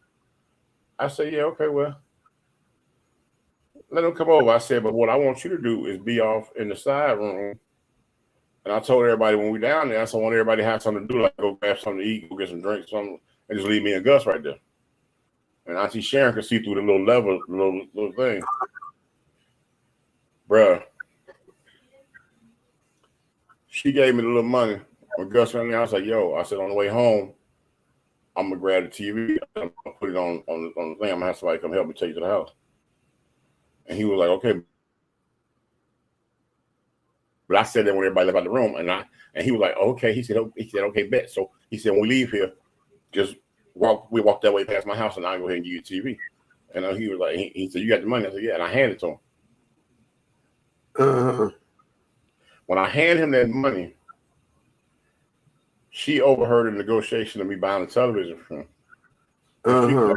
She come out when everybody come back down, and she said, "What you buying from Gus? Gus, what you selling now? You better not be selling my nephew no drugs. You know what I'm saying? Like you talking like that." And he was like, "Oh no, we had so much stuff going on like that." So I came out and just said it. I said, "Oh, he sold me a TV." I said, "Now I have me a big size TV. I can sit on my dresser in my room." She was like, "Oh, okay." And she was like, "Well, ain't no use you trying to carry that TV 2 blocks." She said, "When you ready to go get it, I'll take you to get it." That nigga was over there. He was sweating, trying to figure out what the fuck. So when we leave there, she got her brother or somebody else took me. But the point was they going up the alley, me and him going up the street in the car. Right. So when we get down there, I was like, this was when he was getting we can pick the TV up and we don't put it in the car. And I was talking to him and he was like, I said, Gus, what else you got? So I'm trying to put my room together. He was like, I got a couple of things in the garage. So when we go to the garage, open the garage door, that's when they came through the back gate out the alley. Wow. And they came looking at all the Auntie Sharon shit was in his garage. Oh, hateful motherfucker. Nigga. When I say the TV wasn't the only thing was in that car on the way back to Sharon's house, they beat his ass and put him in the back of their car and took him down there to that basement. And they cuffed that nigga to the city. And when I watched him, I had to leave, bro. They were beating his ass with them little baseball bats. We used to give it the little wooden bats. Every now and then, they down there drinking party. Every time somebody walked by, they clock his ass with it. They were putting out cigarettes on him and everything, bro. That's hateful. And he's screaming, please, please, please. And I was like, I didn't know they was going to do that. I just thought they was going to beat him up. Right. So I was just like, well, whatever, man. I just said, okay. When I just left, I'm like, Auntie Sharon, let me have that money, though. Okay. She was like, here, you keep that. Because she got all her stuff back. Wow.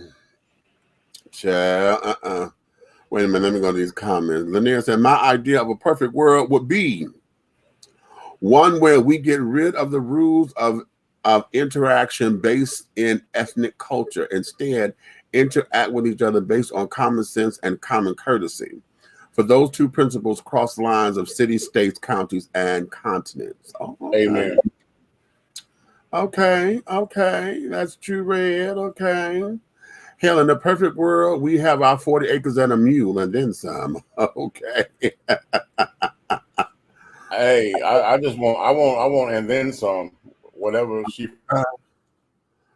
What you say, me, I'm Weezer, not your Asian girl. And then, yeah, this is one of my gay sisters, honey. This Miss Chris. It was Miss Chris, and see, at the time, she had just got her health diagnosis, honey. So on that particular time, at that particular time in her life, honey, that bitch was on a death wish because she wanted somebody to kill her. Because when I tell you that bitch was doing shit on purpose to do it. Okay, to do it.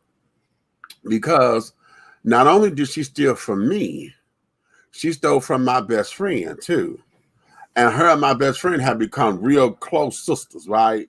And Chris used to always do shit to try to get up under my skin, which she did, to try to egg me because she knew she was waiting on me to fire off on her. Okay. But because I saw that spiritually, I wouldn't give her that satisfaction. I said, bitch, you want me to hit you. I know that. And she was, I have never literally seen somebody asking for an ass whooping. Yeah. Because the shit that she was doing at that particular time, yeah, it warranted one. It warranted an ass whooping. Okay. But when she stole my money, not once, but twice. She got me twice. And I was like, okay. But I'm telling you, and the reason why I didn't, and see, this is why I keep telling folks, I get so tired of being the understanding one, because I had saw and spirit, and at that particular time, everything about the house of divinity, which is my house, we were functioning on that spiritual level. So I was like at the height of everything. If I closed my eyes, I could see everything that was going on and what was to come. And so I saw it, and my spirit was like, you know what she up to? And I was like, but I want to knock this bitch, but to do what it gave her satisfaction. And it would have played into her. And because I didn't, that's what killed her. Because she couldn't take the fact that I wasn't going to hit her. That's what got it. Now, to this day, when she looked at me, she said, ooh, Miss Michi. I said, yeah, you already know, bitch. You already know. You already know. But she done clean herself up somewhat and things of that matter. And hey, she is who she is. But she already. What gets me is the one that nuzzles past you like in a confrontational situation. And they try to nuzzle past you like that shoulder shrug or goddamn try to come through a doorway that's supposed to be for one person. Right. Right. Trying to set it off where you put your hands on them. That shit is hilarious to me because I've been in that situation, and when I look at it, I'm like, I think about guys that been in that situation and it set them off, and they start beating up a woman. Okay, right. Like, and to me, I started laughing because I had a young lady do that to me, and I laughed at her, and I think me laughing in her face made it worse than me beating her up, because when she did it, I looked at her, I said, oh, okay, I know who you are. Right. I said, I know exactly who you are. I said, I got something for you. Don't worry about it. And I called the police. Okay. And she was like, and I got out the phone. When I get out the phone, she was like, oh, you calling the police? I said, oh, don't worry about it. So she's standing, talking. I ain't saying nothing. I got somebody on the phone witnessing the conversation. Right. And I was sitting there with my hands in my pocket. So I said, you know what I'm saying? So they listening. And I got my hands in my pocket. I ain't doing that. And she just going on and on, talking all kind of crazy. I just talking. So you know how the police pull up, especially the Calvin, because they pull up and they come at night, and all they got is that spotlight. Right. So they come up, they showing the spotlight. So when I seen the spotlight flashing out front of the house, she even got more. Boy, she was 38 pistol hot. I seen that light. I said, "Oh," I said, "You're right here." So, like, bitch, all that shit you doing, you in my house, right? So she doggone got outside, and this was crazy because things wasn't going her way, and the police officer finally got to the end, the bottom of the story. He told her, he was like, okay, all right. He stayed trying to talk to a black cop, but the white cop walked up and he just was cut and dry. He was like, man, do you live here? She said, no. He said, do you have a vehicle here? And she was like, yes. And I pointed over, that's her car in the driveway. He said, okay, well, if you live here and you got a problem here, you can go back to where you reside. You have a vehicle right there. He said, so you need to get onto your car. So when she go into her car, because she's humiliated now, right? She turned around and dropped the bomb. She said, him and his cousin got all kind of drugs and cocaine up in the house.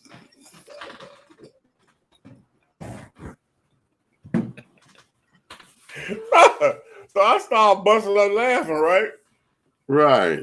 And the police officer, the white cop said, she said, yeah, and his kids in there too. Like that. So they got this stuff around them kids. So he said, hold on. He stopped while she was in stride saying it. So back up. He said, you telling me the house you just came out of got drugs and children and stuff? And she was like, that's what I said. She's sassy. Right. He said, well, then you stay right here. He said, because if I find out there's drugs in here with these kids and everything, I'm going to lock your ass up too because you was doggone accessory for that situation. So he said, "You want to explain that to me once again?" She was like, "No." He's asking what the fuck I thought. Get to your goddamn car. How about that? Okay, right, Lord. Listen, you know, if I hateful as if I were to create a perfect world, okay, I would love to see what the world would be like with a normal. When I say normal, I'm going to say a relaxed sense of what we have come to know to be hard work. Here's what I mean by that. You know, we're so busy saying that the early bird catches the worm and this, that, and the other. In order for this to happen, you got to hustle. You got to hustle. And we're so busy killing ourselves, trying to catch a bag, follow a bag, and this, that, and the other, to where our health is what always suffers. You know, a lot of the jobs, if you're a cashier, you know, they expect you to stand on your feet 8 hours a day on a goddamn concrete floor. You know, they don't want you to take breaks. They don't want you to understand what that is. And all of that hard work that we say is hard work. I wish that to be eliminated. You know, I wish that work ethic was based on integrity. You know, it's okay to work for a living, but it's also okay to know that, all right, I've done my work for the day. I'm tired. I'm going to go home. You know, to where a work day doesn't require a full 40 hours in a week to make just pennies. You know, to where I come in, I earn my keep. You know, there's growth potential. You know, I could go higher, you know, because of my merit says, okay, you've been a hard worker here. You've done the right things or whatever. You could advance here, you know, and those kinds of things. I would love to see that versus us always killing ourselves and carrying on. We try to make the perfect record. So we up in studios, you know, 12, 24, 36 hours trying to make the right sound, you know, not taking the adequate amount of rest. You know, doctors, and this is one thing that gets me all the time. Doctors, y'all are sitting up there. You have doctors on call on 24-hour shifts, and you training them to be surgeons, and yet they can barely sleep. And then they got to trek through and get through that. They sleeping in the damn locker rooms and shit at hospital or in makeshift beds or whatever because they're on call or they're on the thing. And you said you're training doctors? How do you train doctors who can't get no sleep and you're training them to be surgeons and making adequate decisions about someone else's health? You're prescribing medicines, you're prescribing this, and then get mad because they have a malpractice because they fucked up? That doesn't make sense. That the ends don't justify the means of that. And this is how you train in doctors. You know? It doesn't make sense. It just doesn't make sense. In my perfect world, teachers would be paid what they're owed. You know, it doesn't make sense that a ball player or an actor or an astronaut could get paid more than the damn teachers who taught them how to do it. That doesn't make sense to me. You know, it doesn't make sense. So, yeah.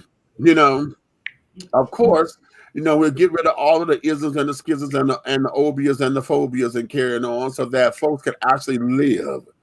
The old adage of live and let live would absolutely be the creed of the world. It won't be just something that you say in passing or some little cutesy little euphemism that you want to say whenever you don't want to address an issue or whatever. You know. That there is something that would be absolutely wonderful and divine, you know, to where my merit and my honor and my dignity speaks to my character. My character says everything. You know, my character says everything. Okay. And you look at the character and the quality of my work. you know, to determine what it is that I do and how I grow, not because of nepotism and shit. You don't, you know, who you know, not what you know, or just because we cool over here, then I'm gonna bump you up because we cool, and this fool don't know how to tie a shoestring, let alone try to sit down there and elevate your company. But then you gonna make this fool my boss, and yet I got to train him how to do the job. Yeah.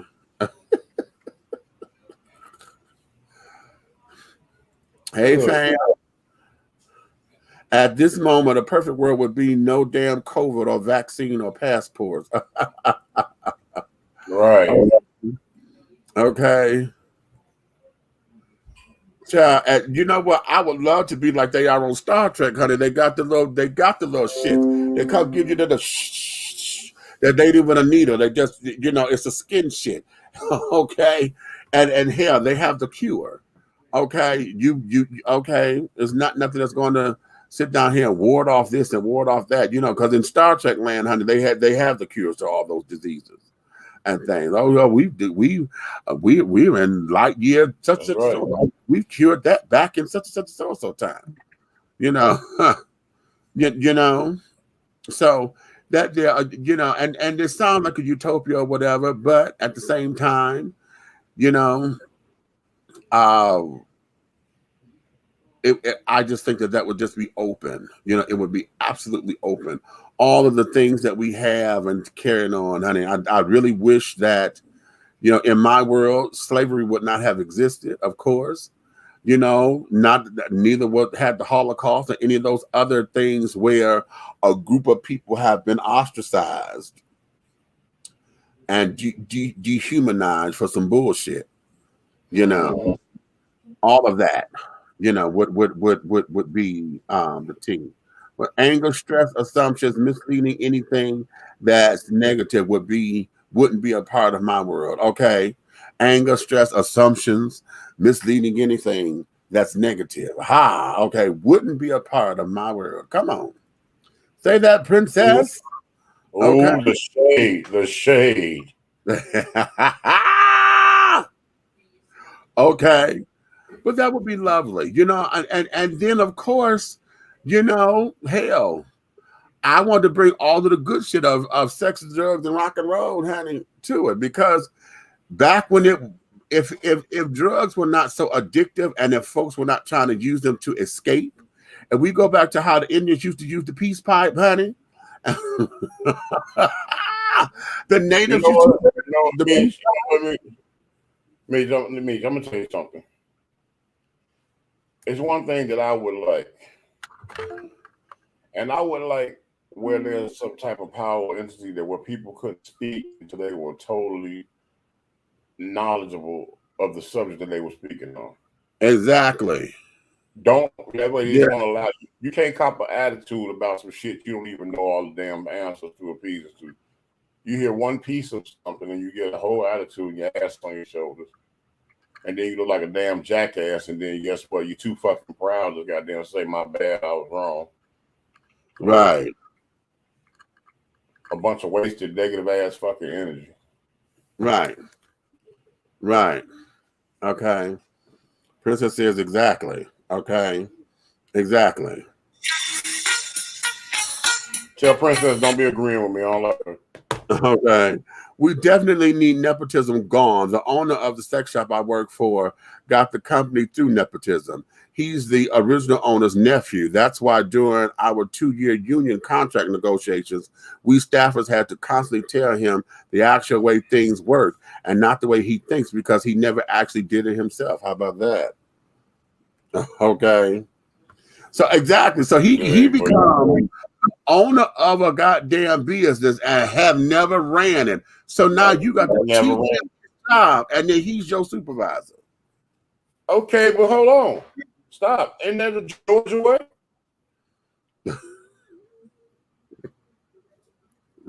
Why everybody so upset? I thought that was the Georgia way. Well, he's in. Where you at, Lanier? You in California, right?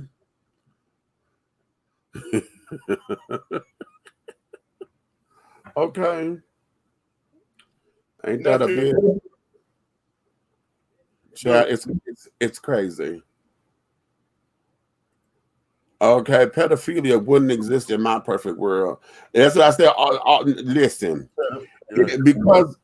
because that's a crime, and I keep wanting to make sure everybody understands that that is a crime. Pedophilia is a crime. It is not a sexual orientation, and I deplore, I denounce, I fucking just hate the fact I that have a class I want to teach, yo. Huh? You heard me call you first time.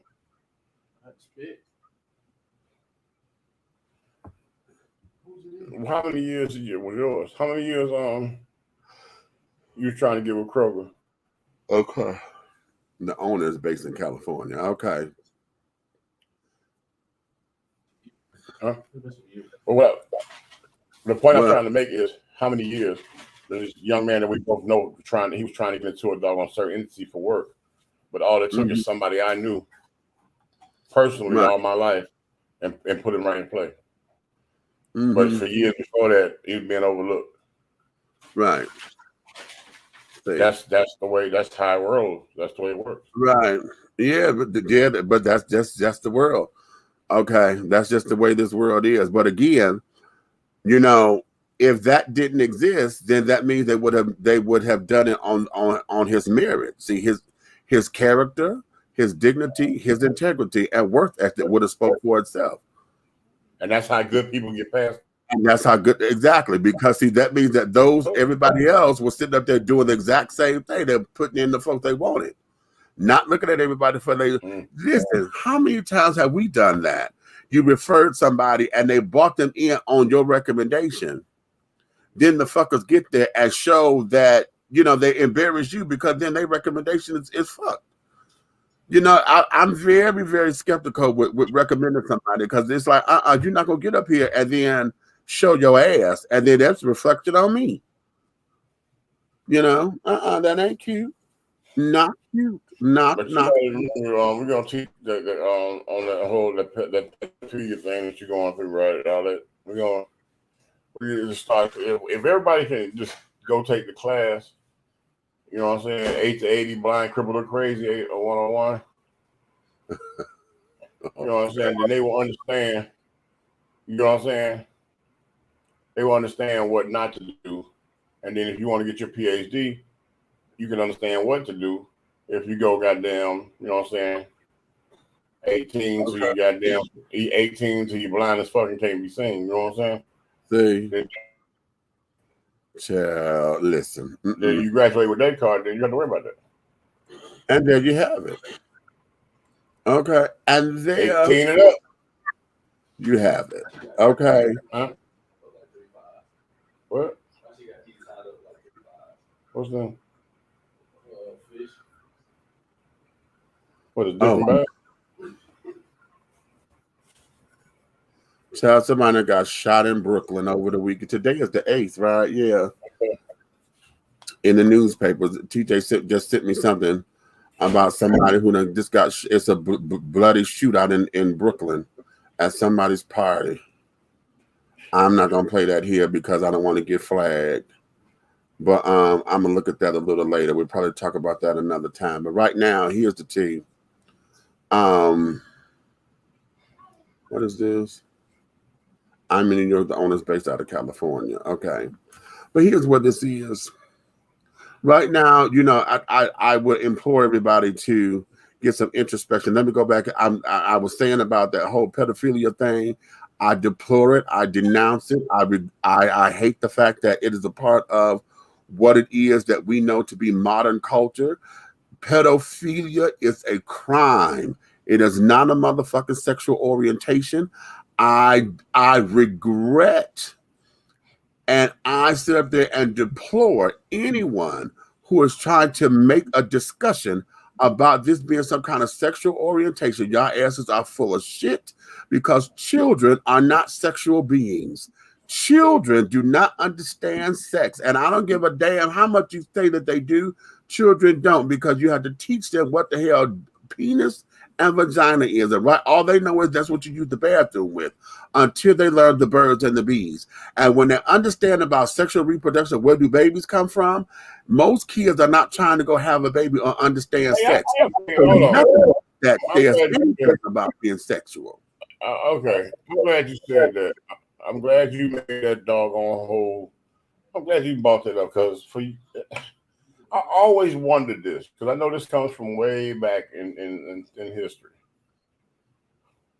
You ever seen a bird whip his dick out and fuck something?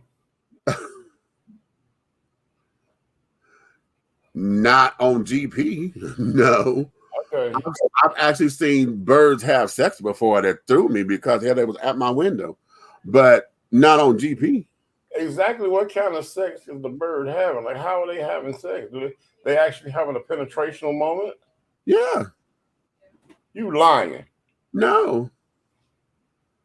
No, honey. The way that bird hopped on the back of the female bird child, it was all feathers, and he flapped down. He had to get up. He had to get on her. And child, hell, she stood there, honey, and his wings got to going. So I'm telling you what I saw. Hell, I done seen two roaches. You know, roaches. We done killed roaches that was stuck together. Yeah, and yeah. You're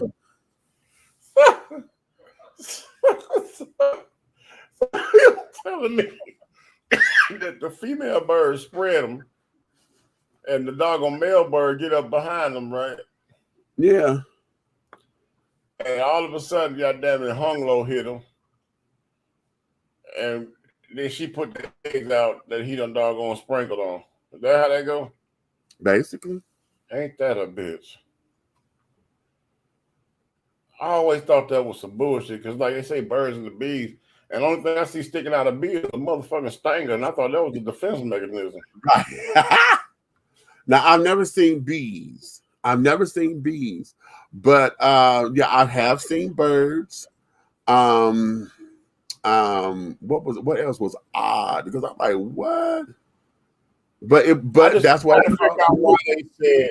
My thing was this, okay? I was a very intellectual child, and I was logical. And I can understand why you said the birds and the bees when you were trying to and why you didn't say the motherfucking dogs and the cats when I see they motherfucking ass outside stuck together and the cat screaming because somebody done hit him in the ass. I don't understand that. Well, hold on. Let's find out where it comes from. Let's find out where that comes from.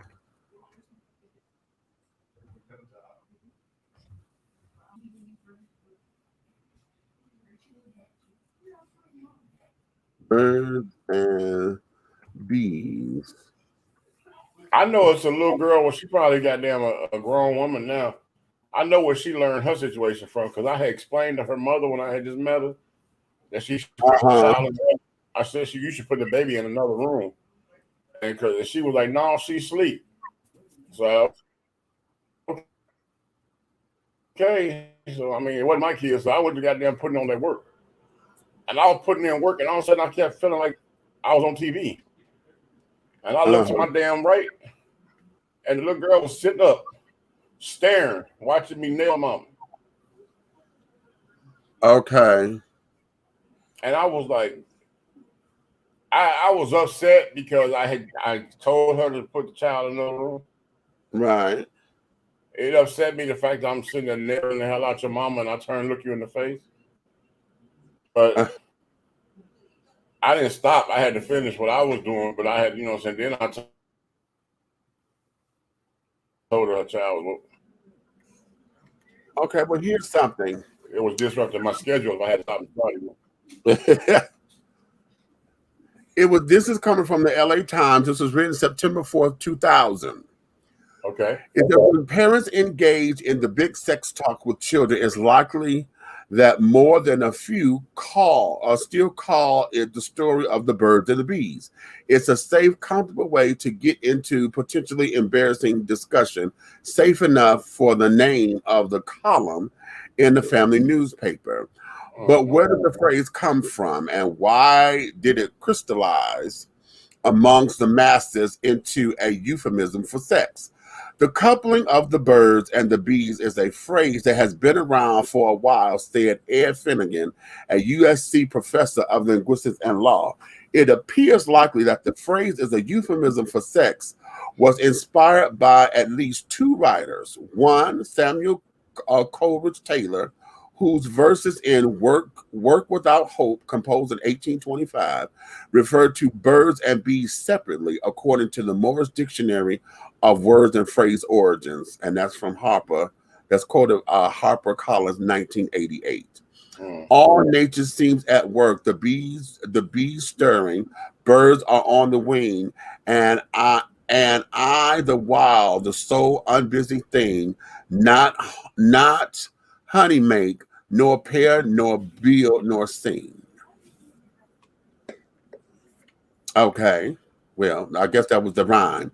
Poor Sam is feeling left out of the love connection. The verses said Finnegan, are an unmistakable reference to sex. In the past, when schools touched on such matters at all, sex was usually handled in classes with titles such as health and hygiene.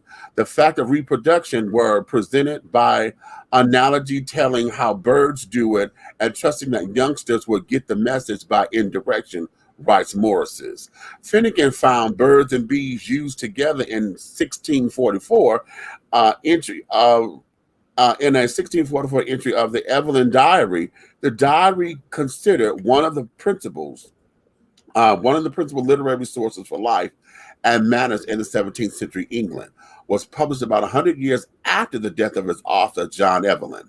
The entry, said Finnegan, is a reference to the elaborately decorated interior of St. Peter's in Rome.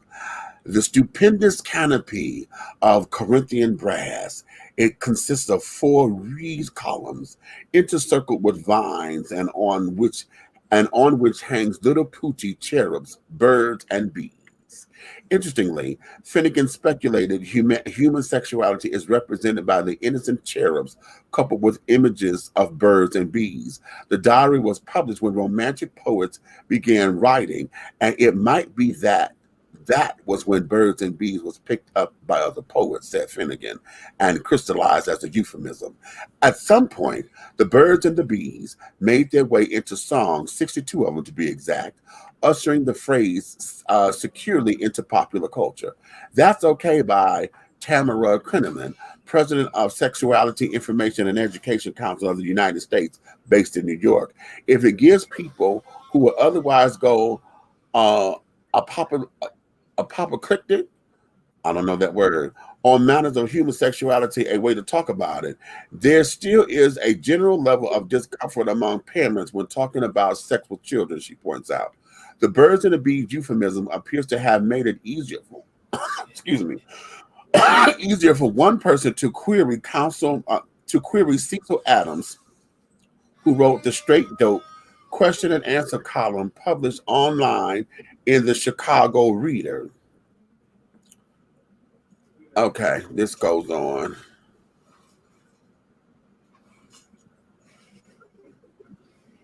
Okay, it's just a little bit more. All right. He says, I recently celebrated my 30th birthday and am in the initial stages of what I hope to be a serious and long-lasting relationship, the questioner explains. My dilemma is I've never been told the story of the birds and the bees. Please give me a straight dope on the origin of the phrase and the details of the act as it is or they relate to man. Adams responds, don't feel bad. Nobody explained it to me either. And I must say, I made quite an impression the first night with the honey and the feathers. The significance of the birds and the bees isn't what they do. It's simply that they do it. Okay, naturally. Being a tussle in the tumbleweeds or whatever it is that the lower orders engage in sex. Okay, luckily for the perpetration of species, there's always been Louis in the schoolyard to explain how things really worked. Okay, so let me break it down to you in layman's terms. So I'm gonna break it down for the hood. Okay. So the act of the birds and the bees is you got to be fly as hell, right? Right. So you got to be fly in order to run up on the doggone girl that's interested in what you interested in. So it's birds of a feather, right? And they flocking. You know what I'm saying? I ain't gonna say they flocking, right? Flocking. Right. Okay. Flocking. And then along come the bees, and we all know a bee is sticky. You know what I'm saying? And when you know what I'm saying, when the bee, you know what I'm saying, the bee's sticky you because it's trying to get that gooey stuff to come up out you. So it makes sense. It pollinates because that's what they were trying to say. Bees pollinate and they do it naturally, blah blah blah. So it's just a euphemism, honey. Ain't got shit to do with nothing. So at the end of the day, like I said, they should have called it dogs and cats. Hello. So wow, and there you have it. So listen. On that note, You ever see a dog getting a piece of pussy, boy? Yeah. He ain't playing with you. He ain't playing no games. Yeah, that's about right. I'm just confused on the part where you get stuck at. Like, why you just can't bust your nut and go on about your business?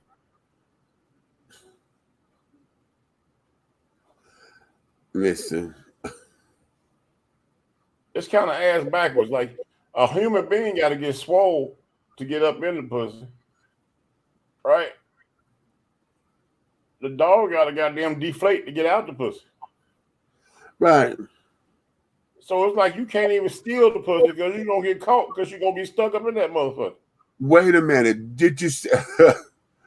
There was a video that went around where the dogs were going at it, and I guess the other dog was mad at the girl dog, and he started kicking her ass while she was getting fucked.